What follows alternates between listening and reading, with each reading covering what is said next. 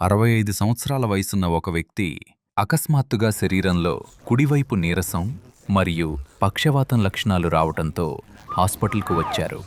వెంటనే DSA digital subtraction angiography అనే ప్రత్యేకమైన పరీక్ష చేశాము. ఆ పరీక్షలో మెదడుకు రక్తం సరఫరా చేసే ఎడమవైపు ప్రధాన రక్తనాళం కెరోటిడ్ ఆర్టరీ దాదాపు 99% మూసుకుపోయిందని తెలిసింది. ఇది చాలా ప్రమాదకరమైన పరిస్థితి. దీనివల్ల ఏ క్షణంలోనైనా పెద్ద బ్రెయిన్ స్ట్రోక్ వచ్చే ముప్పు పొంచి ఉంది. ఏమాత్రం ఆలస్యం చేయకుండా ప్రాణాపాయం నుంచి కాపాడేందుకు కెరోటిడ్ స్టెంటింగ్ అనే అత్యాధునిక చికిత్సను ప్రారంభించాము. చికిత్సకు ముందు రక్తనాళం 99% బ్లాక్ అయ్యి మెదడుకు రక్త సరఫరా ఆగిపోయే దశలో ఉంది.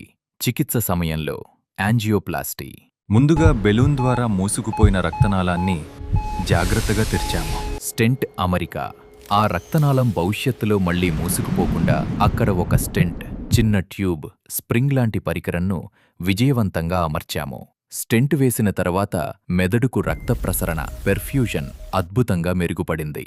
రక్తనాళం పూర్తిగా తెరుచుకోవడంతో పేషెంట్ పక్షవాతం ముప్పు నుంచి పూర్తిగా బయటపడ్డారు. సరైన సమయంలో కెరోటిడ్ స్టెంటింగ్ చేయటం వల్ల ఒక మనిషి ప్రాణాలను ఖచ్చితంగా కాపాడవచ్చు.